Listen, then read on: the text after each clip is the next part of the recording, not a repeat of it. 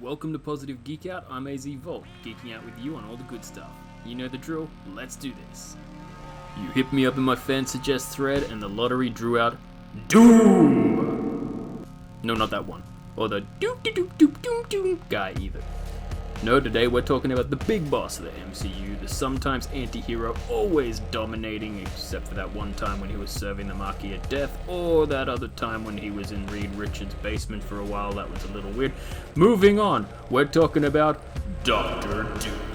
Victor Von Doom, aka Dr. Doom, according to Marvel fandom, has had many aliases, such as Armored One, Baron of Iron, Beast of the Balkans, Destroyer of Worlds, Doc Doom, Dr. Iron Doom, Doctor of All Dictators, Doom, Doomy, Doom Rex, Doom the Destroyer, Dr. Victor Von Doom, God Emperor Doom, Hans, Invincible Man, Iron Man, that's correct, President Metal Man, Rabum the Lal, the Damned, the Great Destroyer, the Master, the New Apprentice, Vicky Boy, Vincent Vaughn, and has also inhabited the bodies of Daredevil, Human Torch, Mr. Fantastic, and Norman MacArthur.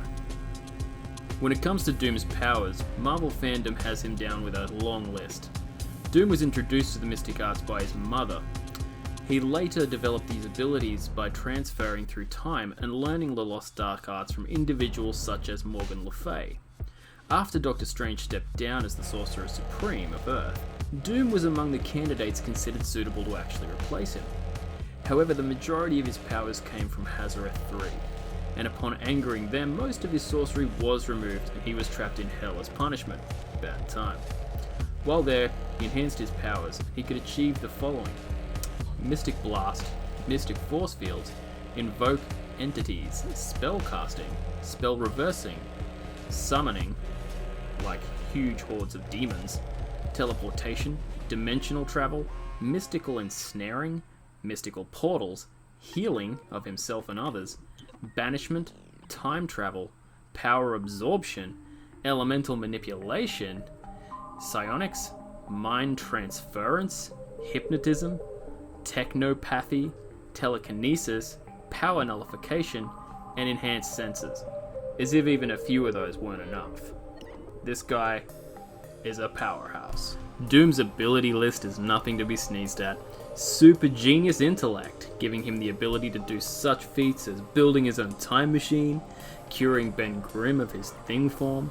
He's also a master martial artist, and put him inside a suit, he's pretty much indistinguishable from the likes of Daredevil, and can be just as skillful as Captain America when it comes to wielding a shield. His peak human conditioning also puts him far above many, and let's not forget his indomitable will, giving him the ability to shrug off psychic attacks from the like of Emma Frost and Purple Man, and pretty much any magical item that's thrown over the top of him. He's highly influential when it comes to his connections, due to his Monarch of Latveria. He's a charismatic leader, helping with that situation as well, and because of that he also has diplomatic immunity, giving him the ability to walk straight into the United States without being able to be touched from the likes of Captain America himself. He's an artist, known for being able to paint and create some quite beautiful sculptures. He's also a pianist and a master swordsman. His weapon systems and vehicle proficiency is beyond measure, with the likes of his Doom Bops, Doom Cycles, Doom Copter, and Doom Aircraft, and everything else Doom. He's multilingual as well. But, does he have any weaknesses? Well, yes. His two biggest weaknesses are ego and a deal with the devil, Mephisto. As for the ego, well, it sort of comes with the territory of what he does and how he does it, and Reed Richards and Spider-Man tend to poke at that quite a lot. But as for his deal with Mephisto, well, Mephisto has the soul of Doom's deceased mother, and Doom has made a deal that once a year he's allowed to try and take on Mephisto to win back the soul of his deceased mother.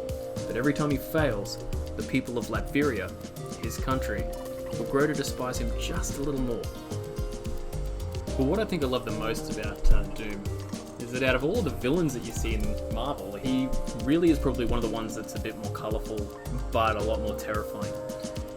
You have a lot of two-dimensional villains out there. Heroes. Yeah, no. You have a lot of two-dimensional villains out there. I mean, you look at someone as terrifying as the Marquis of Death. This thing descends upon the Marvel Universe, destroying absolutely everything in its path, and no one can stop it.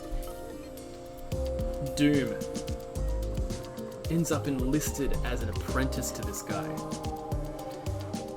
And while doing so, he learns more and more and more and more and more until eventually he gets his own power to a level where he can bend this guy to his will. And that's pretty much what I love the most about Doom, is as a villain, this is someone, when he sees power to be attained, he chases it. He cannot avoid pursuing more power, if power is to be pursued. And this is one of the things that Reed Richards actually became completely focused on when it came to Doom. If you look at a series there where the Council of Reeds actually ended up putting every single Doom from every single dimension into the basement of their multi-dimensional pocket dimension, the Council of Reeds lobotomized every single one of these Dooms. And when asked about it, it's like, why would you do this? They said, there is no ability to have power without Doom pursuing it. In every single reality, Doom will pursue power.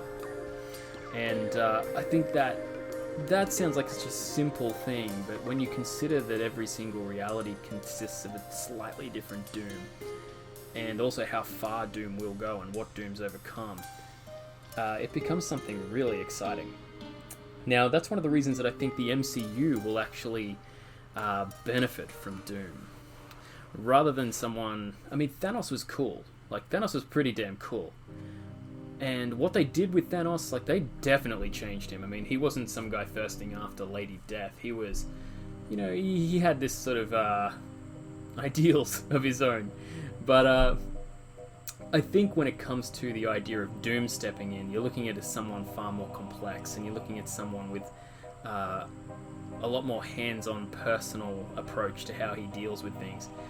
Even look at the Cabal and how he dealt with that. The whole Cabal getting out of Namor's hands, you know, they started out just getting rid of planets in certain dimensions, you know, killing off the X-Men, killing off Fantastic Four, killing off all kinds of people. But, you know, the Black Order becomes a part of the Cabal, or at least an offshoot, and they start torturing people. And Namor, you know, can't rein it in, he can't stop it. And you look at how Doom dealt with that. He simply, you know, turned around and pretty much looks at Namor and goes, "Don't drag the corpse of your failure to my lap and expect me to fix it." And he's like, no. And he dealt with it his own way, in his own time. And that's Doom, you know. Even when it comes to helping somebody, it's got to be by his terms, not by someone else's. And so he's not even a you know, the enemy of my enemy is my friend kind of situation. Doom is indomitable. So, yeah, I think that's something that I'm really going to enjoy seeing when it comes to the MCU. I hope that they really unleash Doom to his full potential.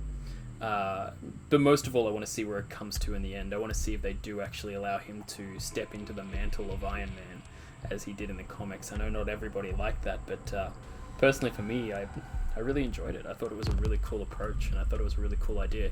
It's not something that, you know, he has to do forever, but I think for a moment, that's a really cool thing.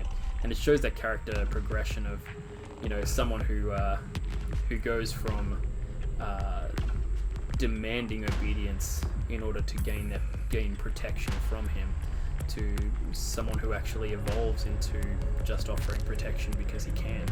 And yeah, I really love that. I thought that was a really cool twist. So yeah, tell me a little bit more about what you think about Doom turning up in the MCU, and what you want to see about it. And thanks for tuning in. Hi, this is Gilbert Gottfried and Positive Geek Out. What kind of moron subscribes to this kind of smut?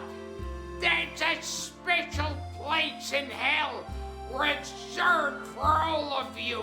Like, subscribe, notify, and comment, or I will touch myself in ways that will haunt your dreams.